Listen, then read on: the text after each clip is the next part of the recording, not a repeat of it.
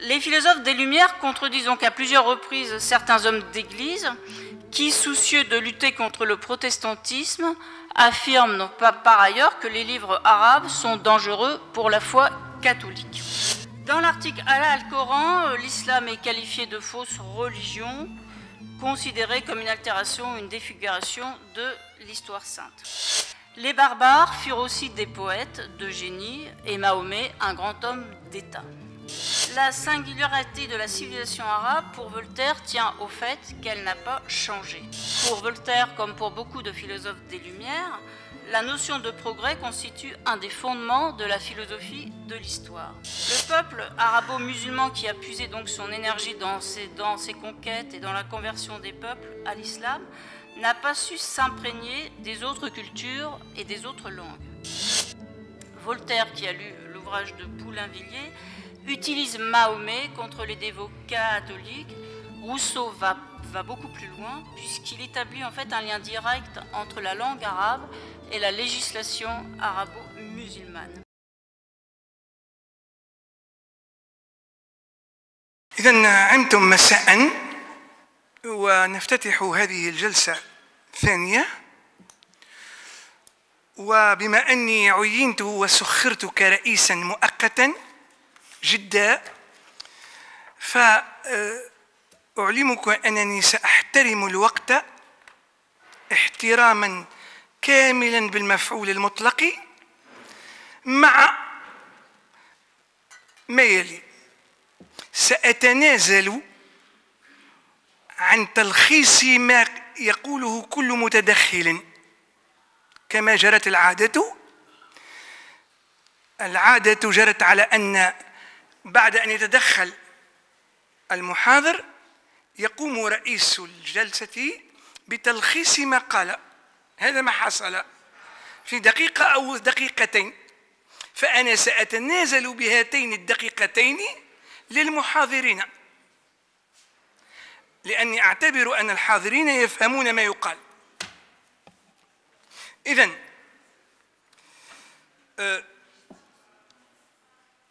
je vais céder la parole à Madame Pascale Pellerin, qui va nous parler de la place de la langue arabe chez les auteurs du XVIIIe siècle. À vous la parole. Merci beaucoup. Le micro. D'abord, je suis très heureuse d'être ici, dans ce lieu magnifique, après un excellent repas. Donc, un sommeil qui peut venir, vous me réveillerez au cas où, hein, par des cognements sur la table. Ouais.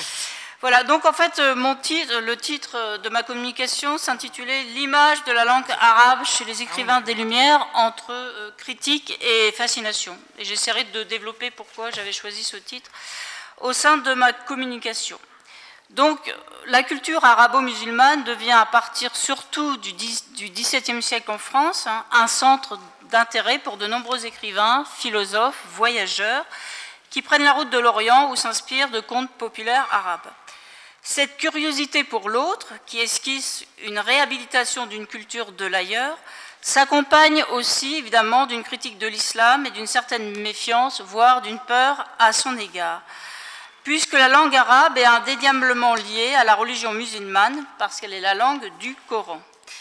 Donc, en fait, pour le monde occidental, hein, l'islam c'est représenté par l'Empire ottoman, et c'est effectivement au XVIIe siècle que l'intérêt pour la langue arabe grandit nettement en France et en Europe, puisque André Durailleur, consul de France à Alexandrie, en Égypte, traduit le Coran en français pour la première fois en 1647. Donc ensuite, on en a parlé ce matin avec la multiplication des voyages vers la Turquie, les récits de Jean-Baptiste Tavernier, de Jean Chardin, la bibliothèque orientale d'Herbelot ont offert aux écrivains du siècle suivant, au XVIIIe siècle, donc d'amples sources, hein, et comme l'écrit Henri Laurence, on ne peut séparer l'intérêt pour la langue arabe de l'intérêt pour les religions et de la naissance de l'orientalisme. Vaste question. Cependant, l'arabe va aussi constituer au cours du siècle des Lumières une arme pour attaquer la religion catholique.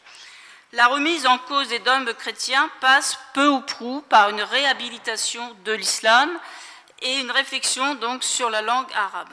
C'est ainsi que Voltaire, donc, dans les questions sur l'encyclopédie, souligne la fascination exercée par le Coran, dont on prétend, dit-il, que les paroles ont 100 fois plus d'énergie en arabe.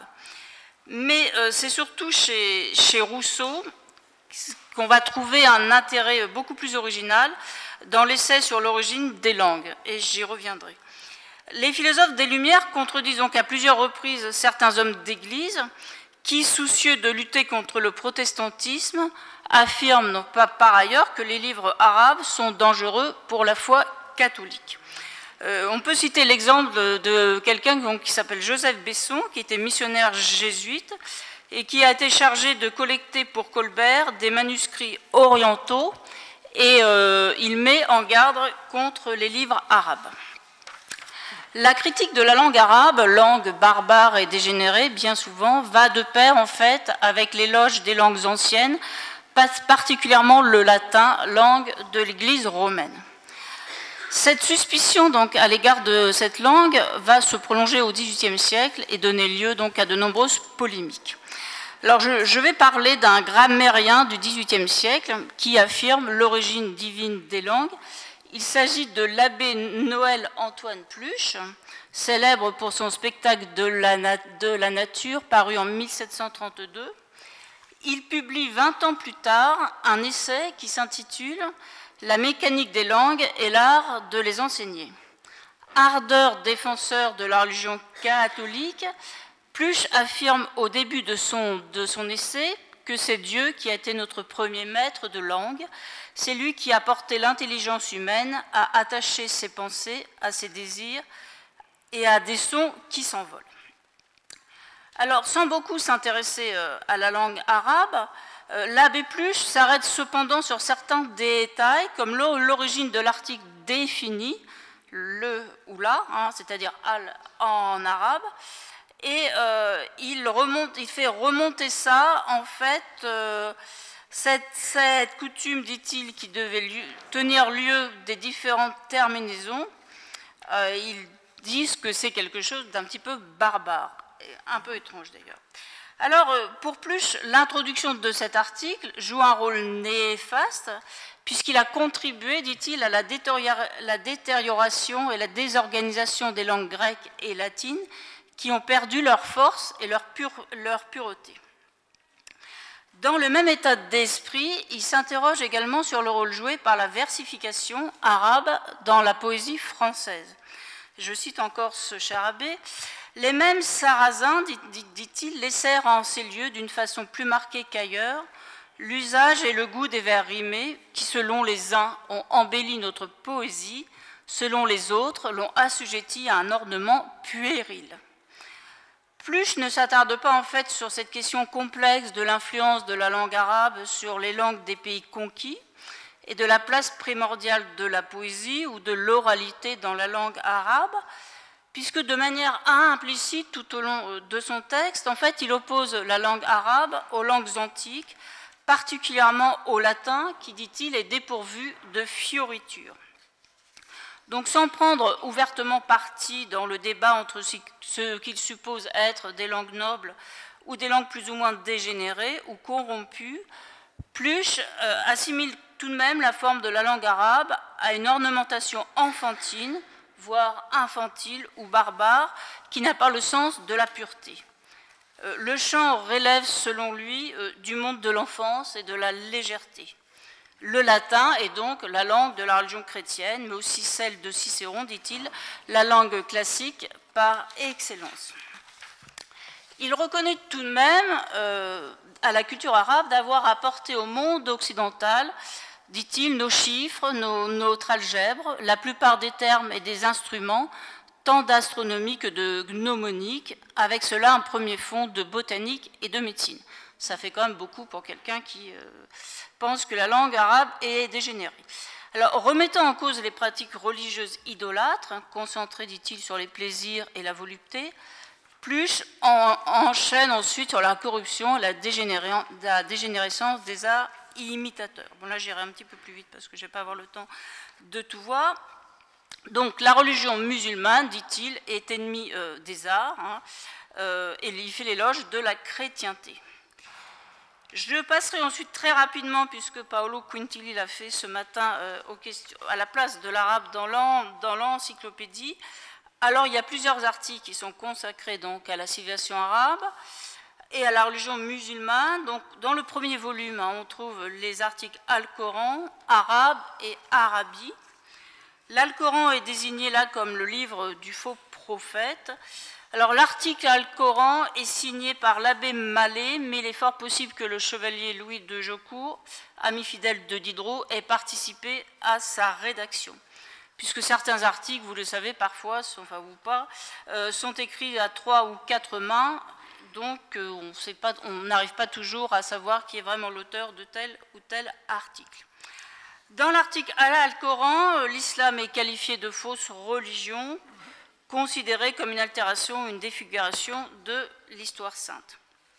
Les Arabes sont un peuple grossier, inculte, se sont contentés d'imiter les Hébreux. Mahomet est un imposteur qui avait pour objectif de tromper tout un peuple à donner au plaisir des sens. Donc cet article souligne en gros que la religion musulmane s'est établie par la violence et la force des armes et qu'elle est marquée par le fanatisme et l'intolérance. Elle fait donc partie évidemment des fausses religions et cette expression employée par le ou les auteurs de l'article laisse à penser que s'il y en a des fausses, il en existe des vraies. Donc on voit bien que ces articles ne sont pas tout à fait élogieux à propos de la religion musulmane. À l'article arabe, la langue arabe est étrangement désignée comme un dialecte de l'hébreu et non comme une langue à part ayant ses propres propriétés. La langue arabe est désignée, donc appartient à une famille de langues très importantes comme l'amorite, l'araméen, l'hébreu, l'ougaritique, les langues dites chamito-sémitiques. L'article signale cependant les travaux d'un linguiste, Ange de Saint-Joseph, qui était un moine missionnaire français, qui a appris la langue arabe à Rome, puis lors de son séjour de Perse et en Arabie. Alors, on n'a pas énormément de vues très positives sur cette langue, mais on voit qu'il y a petit à petit, on l'a vu ce matin avec Paolo, une image quand même de l'arabe et de l'islam qui va se transformer. Alors, en fait, ce qu'on peut conclure de ces articles de l'encyclopédie, c'est que la langue arabe a été codifiée par le Coran et qu'elle a joué un rôle très important dans la conquête arabo-musulmane. Les barbares furent aussi des poètes de génie et Mahomet, un grand homme d'État. Le génie du peuple arabe, parfois, est comparé à celui des Romains. Dans son article « Mahométisme » publié en 1765, Jaucourt, en fait, a recopié des passages entiers de l'essai sur les mœurs de Voltaire, publié pour la première fois dans son intégralité à Genève par Kramer en 1756, et qui se trouve au chapitre 6 de l'Arabie et de Mahomet dans l'encyclopédie, parce que les philosophes des Lumières se copiaient souvent entre eux. Donc dans l'encyclopédie, on va trouver des articles entiers en fait, de Voltaire qui sont repris. Donc la plupart de ces textes, bizarrement, donc, offrent une image à la fois négative de la langue arabe, mais aussi une image positive de Mahomet ou de la civilisation musulmane. Mais j'ai remarqué que toutes ces positions positives sont souvent empruntées à Voltaire, qui reprend cependant l'hypothèse contestable de la destruction de la bibliothèque d'Alexandrie par les conquêtes arabes. Donc on a à la fois des visions très très positives et négatives. Alors Voltaire, bon, puisque je vais en venir à lui, j'avais noté beaucoup de choses, mais on a peu de temps. Alors, il fait l'éloge de la langue arabe que Jaucourt reprend dans l'encyclopédie, et là, il cite sa source. Je cite donc Voltaire, Jaucourt qui cite Voltaire. Une preuve infaillible de la supériorité d'une nation dans les arts de l'esprit, c'est la culture perfectionnée de la poésie. Il ne s'agit pas de cette poésie enflée et gigantesque, de ce ramas de lieux communs insipides sur le soleil, la lune, les étoiles, la montagne et les mers, mais d'une poésie sage et hardie telle qu'elle fleurit du temps d'Auguste, telle qu'on l'a vu renaître sous Louis XIV. Cette poésie d'images et de sentiments fut connue du temps d'Haroun al-Rachid. En voici un exemple entre plusieurs autres qui a frappé Monsieur de Voltaire. Voilà. Alors, Voltaire est sans doute, c'est ce qui fait son intérêt au sujet de la langue arabe, l'un des premiers historiens comparatistes, puisque durant ses voyages en Europe, auprès de ses visiteurs à Ferney, lorsqu'il s'intéresse de près aux civilisations orientales, chinoises et indiennes, il développe une réflexion neuve et originale sur la notion de progrès et des rythmes propres à chaque culture. Donc il inaugure en fait un discours qui rompt avec les représentations cycliques du temps historique et d'une vision théologique providentielle du devenir humain. C'est dans cette perspective qu'il analyse la langue arabe, son ancienneté et son perfectionnement. Il souligne par ailleurs que la civilisation occidentale étant plus récente, n'a pas encore atteint le point culminant de sa maturité, et qu'elle est amenée vers un progrès indéfini. Doit-on comprendre, quand on lit ce texte, que les autres civilisations sont sur le déclin? En lisant l'essai sur les mœurs, donc, on voit que Voltaire qualifie Mahomet d'homme très savant, de poète, et la poésie ne servit pas peu, dit-il, à rendre son Alcoran respectable. Il considère la civilisation musulmane supérieure à la religion hébraïque. Sans doute, dit-il, et là je le cite, parce que les musulmans eurent le plus grand soin de soumettre les vaincus à leur religion, tantôt par la force, tantôt par la persuasion.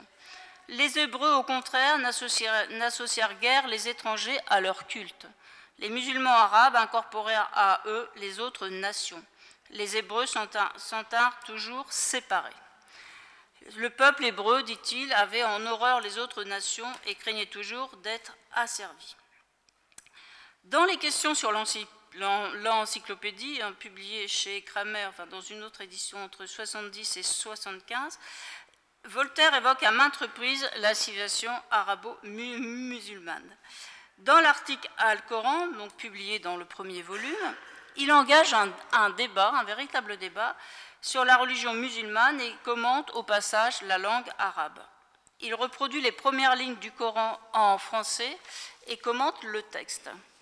On prétend que ces paroles ont 100 fois plus d'énergie en arabe. Et en effet, l'Alcoran passe encore aujourd'hui pour le livre le plus élégant et le plus sublime qui ait encore été écrit dans cette langue. Nous avons imputé à l'Alcoran une infinité de sottises qui n'y furent jamais. Là encore, Voltaire fait œuvre de comparatiste en évoquant plusieurs traductions du Coran, celle d'André du Railleur en 1646, du père Louis Maharacci en latin et la version de Georges Sale en anglais en 1734. Donc il a lu cet ouvrage de Sale, Observation historique et critique sur le mahométisme, et à partir de cette lecture, il conteste le fait que les lois coraniques établies par Mahomet aient été particulièrement injustes envers les femmes. Ce qui ne l'empêche pas quelques lignes plus loin de formuler des critiques extrêmement sévères sur le Coran. Alors, il ne cite pas Boulainvilliers, dont on a parlé ce matin, ni sa vie de Mahomet, parue en 1730, mais en fait, les réflexions qu'il tient sur Mahomet rejoignent parfois celles de Boulainvilliers, auteur qu'il a lu de près. Donc là, je passe sur Boulainvilliers. Alors, comme il l'a déjà formulé dans l'essai sur les mœurs, la singularité de la civilisation arabe, pour Voltaire, tient au fait qu'elle n'a pas changé. Ce qui constitue pour lui à la fois son génie, mais aussi sa faiblesse et son handicap. Cette civilisation, pour lui, donc, n'évolue plus, ne progresse pas suffisamment. Or, pour Voltaire, comme pour beaucoup de philosophes des Lumières, la notion de progrès constitue un des fondements de la philosophie de l'histoire.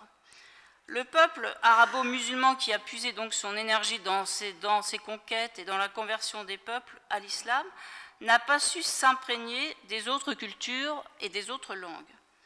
L'arabe du Coran est une langue sacrée, dit-il, qui ne facilite pas ni sa traduction, ni sa diffusion dans d'autres langues.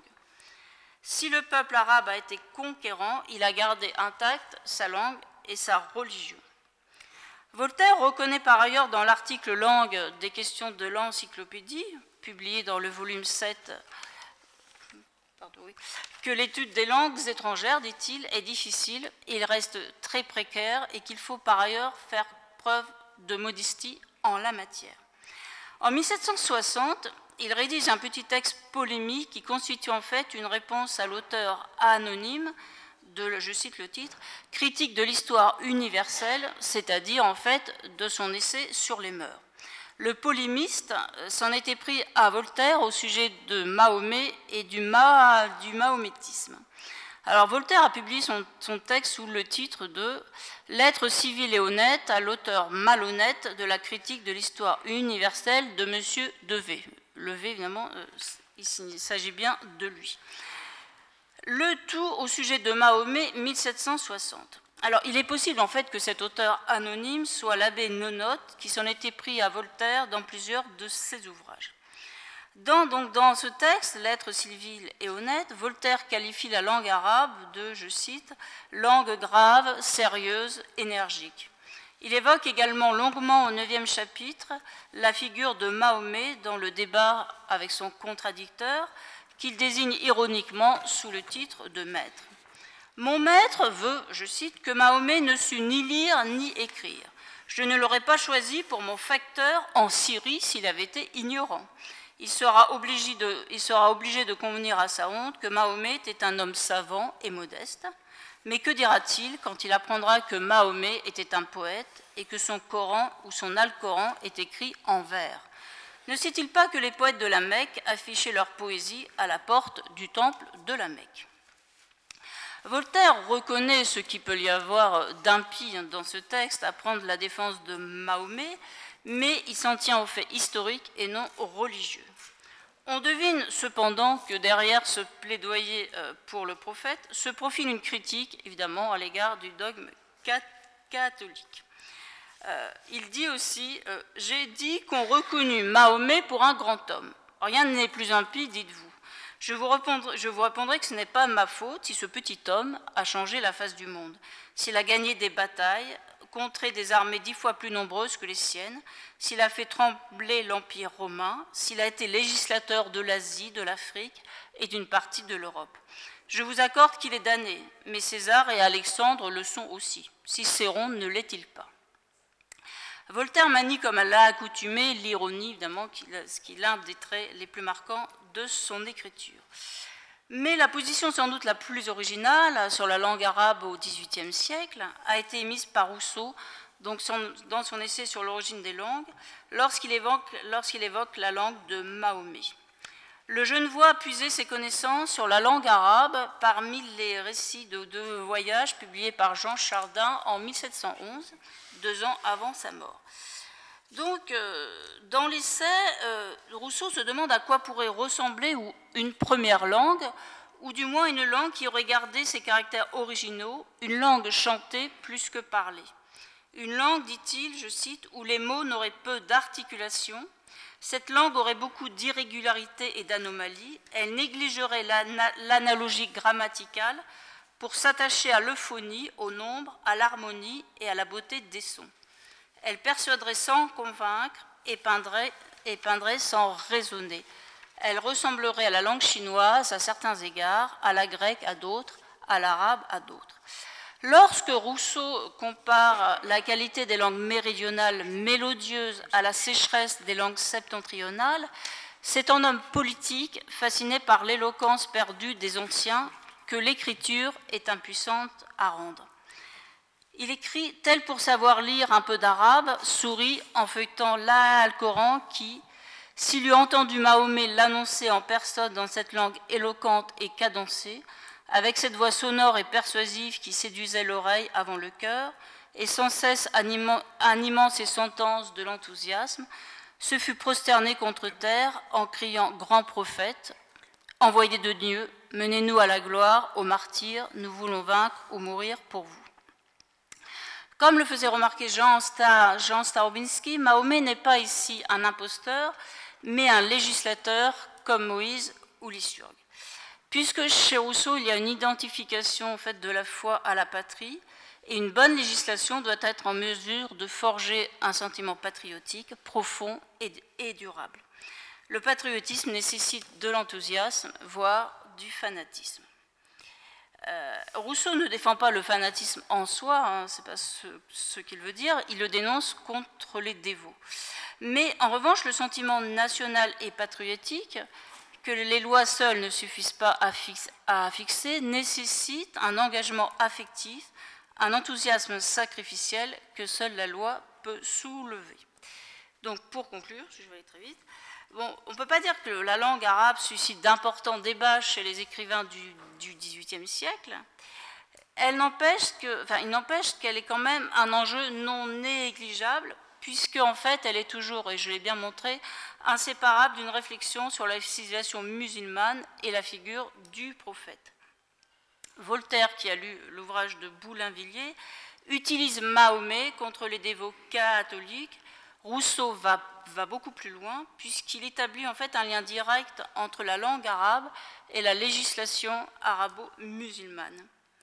À la fin du XVIIIe siècle, l'expédition d'Égypte, conduite par Bonaparte, relance l'intérêt pour le monde arabo-musulman, puisque le Coran est retraduit en 1783 par Claude-Étienne Savary, auteur de Lettres sur l'Égypte. Il est également l'auteur d'une grammaire de la langue arabe, vulgaire et littérale, c'est le titre de l'ouvrage, édité en 1813. Et quelques années plus tard, Sylvestre de Sacy, considéré comme le fondateur de l'orientalisme moderne, devient professeur d'arabe dès la création de l'école spéciale des langues orientales vivantes en 1795. Il est plus tard également l'auteur d'une grammaire arabe, et là, c'est à partir de cette époque, donc, il va se lancer dans une vaste exploration du patrimoine arabe qui ouvrira par ailleurs des perspectives à la colonisation du monde arabo-musulman. Je vous remercie de votre attention.